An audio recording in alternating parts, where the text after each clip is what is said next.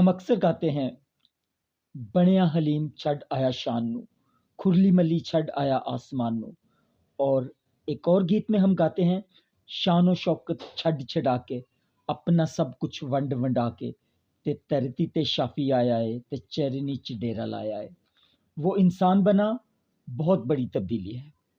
بادشاہوں کا بادشاہ شان و شوکت ترک کرتا ہے، چرنی میں آ لیٹتا ہے۔ مخملی بچھونوں میں سونے والی ہستیوں کو اور مہین کپڑوں کے بستروں پر لیٹنے والے لوگوں کو بادشاہوں کے بادشاہ کا چرنی میں لیٹنا کاش سمجھ آ جائے۔ وہ انسان بنا، وہ تبدیل ہوا،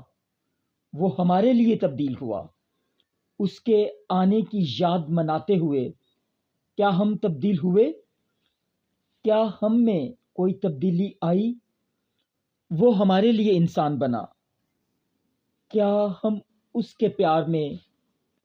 انسان بننے کی اور دوسروں کو عزت دینے کی صحیح اور کوشش کرنے کے متمنی ہیں؟ پہلا پطرس 3 باب کی 11ویں آیت میں لکھا ہے، وہ بدی سے بھاگے اور نیکی کرے، وہ صلح کو ڈھونڈے اور اس کا پیچھا کرے۔ افسیوں 6 باب اس کی 15ویں آیت میں لکھا ہے، اور پاؤں میں صلح کی انجیل کی تیاری کے جوتے پہن کر۔ عزیزو، عدن کی عورت کو ہوا کا نام تو آدم نے دیا، جبکہ عدن کی عورت کی شان و ایمان اور پہچان کو مسخ کرنے والے شیطان کو اور اس کے سر کو اپنے پاؤں کی ایڑی سے کچلنے والی عورت کی نسل، جسے خدا نے سب ناموں سے اعلیٰ نام دیا، عہد حاضر کی عورت اجدی ناری، جسے ماں مریم دلال کہتا ہے کہ ہر وہ عورت میری ماں ہے جو خدا کے کلام کو سن کر اس پر عمل کرتی ہے۔ کیا آج کی عورت اپنی بہو کو اپنی مانند، آج کی جٹھانی اپنی دیورانی کو اور دیورانی اپنی جٹھانی کو، نند اپنی بھاوج کو اور بھاوج اپنی نند کو اپنی مانند پیار کرنے والی تعلیمات پر عمل پیرا ہو کر یسوع کی تعلیمات کو اپنا مقصد حیات بنا کر، مسیحی تعلیمات کو اپنی روایات بنا کر نئی پیدائش کے غسل کا ارادہ کرتی ہے؟ آج کی عید ولادت مسیحی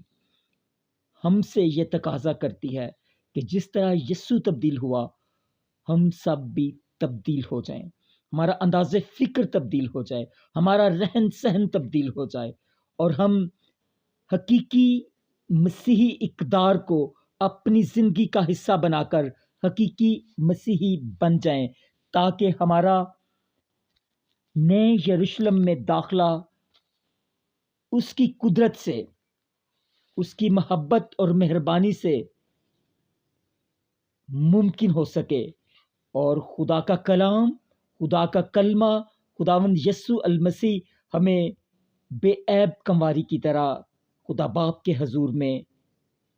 کھڑا کر سکے، اور ہم اس کے حضور بے عیب